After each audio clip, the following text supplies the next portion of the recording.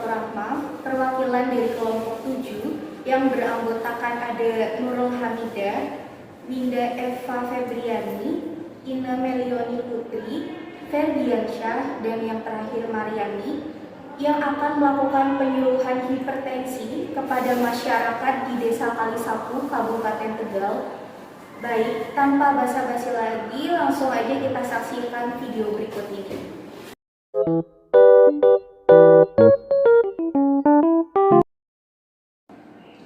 Hipertensi.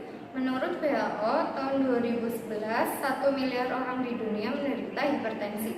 2/3 di antaranya berada di negara berkembang yang berpenghasilan rendah. Relevansi akan meningkatkan tajam prediksi 2025. Sekitar 29% orang dewasa di seluruh dunia menderita hipertensi. Hipertensi mengakibatkan kematian sekitar 6 juta per tahun. 1,5 juta kematian terjadi di Asia. Pengertian hipertensi.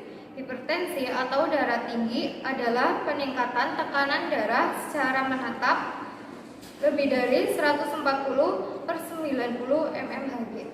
Hipertensi didefinisikan sebagai peningkatan tekanan darah arterial yang menetap.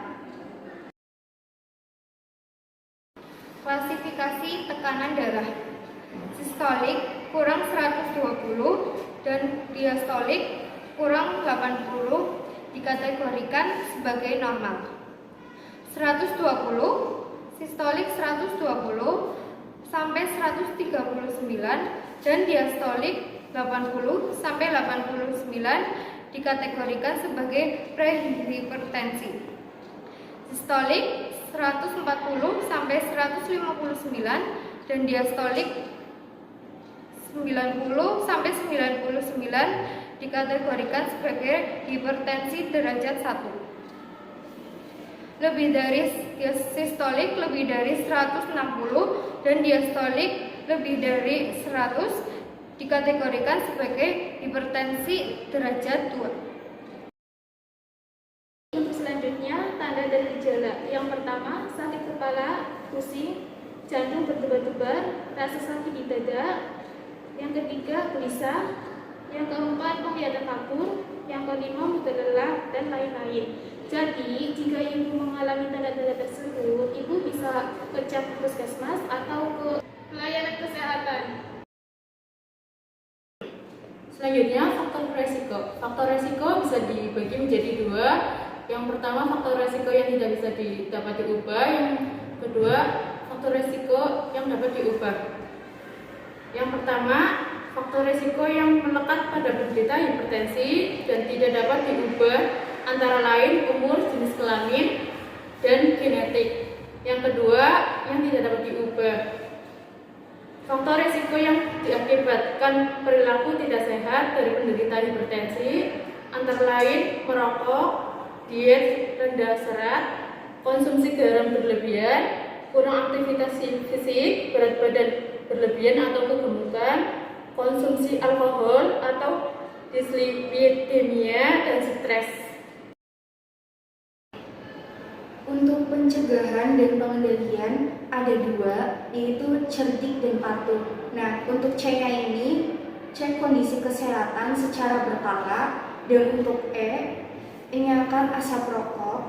Untuk R, rajin aktivitas fisik, dan untuk D, diet sehat dengan kalori seimbang, dan untuk I, istirahat yang cukup, dan K, kendalikan stres. Dan untuk patuhnya sendiri, yang P, periksa kesehatan secara rutin dan ikuti anjuran dokter. Dan untuk A, atasi penyakit dengan pengobatan yang tepat dan teratur. Dan untuk T, tetap diet sehat dengan gizi seimbang. Untuk U, upayakan beraktivitas fisik dengan aman. Dan untuk H, hindari rokok, alkohol, dan zat karsinogenetik lainnya. Nah, selanjutnya kita bisa memodifikasi gaya hidup untuk terlaksana hipertensi. Yang pertama, penurunan berat badan. rekomendasi pertahankan berat badan tubuh kita. Yang kedua, adaptasi diet, konsumsi buah, sayur sebanyak 5 porsi per hari, produk rendah lemak dan rendah lemak jenuh. Yang ketiga, diet rendah garam, kita konsumsi garam tidak lebih dari 2 gram atau 1 sendok teh peras.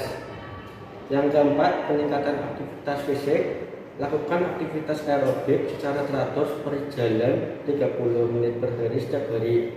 Yang kelima, kita tidak mengonsumsi alkohol dan tidak merokok. Selanjutnya, komplikasi hipertensi, target gagal organ. Pada pembuluh darah otak bisa menyebabkan stroke dan gangguan kognitif. Pada pembuluh darah ginjal mengakibatkan gagal ginjal dan penyakit ginjal kronis. Pada mata bisa menyebabkan retinopati dan kebutaan. Pada pembuluh darah tepi menyebabkan penyakit sumbatan pembuluh nadi tepi dan impotensi. Pada jantung mengakibatkan penyakit jantung koroner, pembesaran jantung kiri, dan gagal jantung. Kerusakan tergantung pada seberapa tinggi tekanan darah dan beberapa lama tidak terkontrol dan tertangani. Farmakologi. Beberapa jenis obat yang sering digunakan untuk menangani hipertensi adalah yang pertama diuretik seperti hidroklorothiazid, antagonis kalsium seperti amlodipin dan nifedipin, penghambat beta seperti altenolol dan bisoprolol, ACE inhibitor seperti captopril dan ramipril. Non-farmakologi, penurunan berat badan. Target penurunan berat badan perlahan hingga mencapai berat badan ideal dengan cara terapi nutrisi medis dan peningkatan aktivitas fisik dengan latihan jasmani. Yang kedua, mengurangi asupan garam. Garam sering digunakan sebagai bumbu masak serta terkandung dalam makanan kaleng maupun makanan cepat saji. Diet tinggi garam akan meningkatkan retensi cairan tubuh. Asupan garam sebaiknya tidak melebihi 2 gram per hari.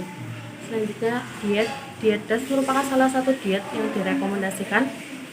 Diet ini pada intinya mengandung makanan kaya sayur dan buah. Sekian video dari kelompok kami. Bila ada kesalahan kata, dimaafkan. Wassalamualaikum warahmatullahi wabarakatuh.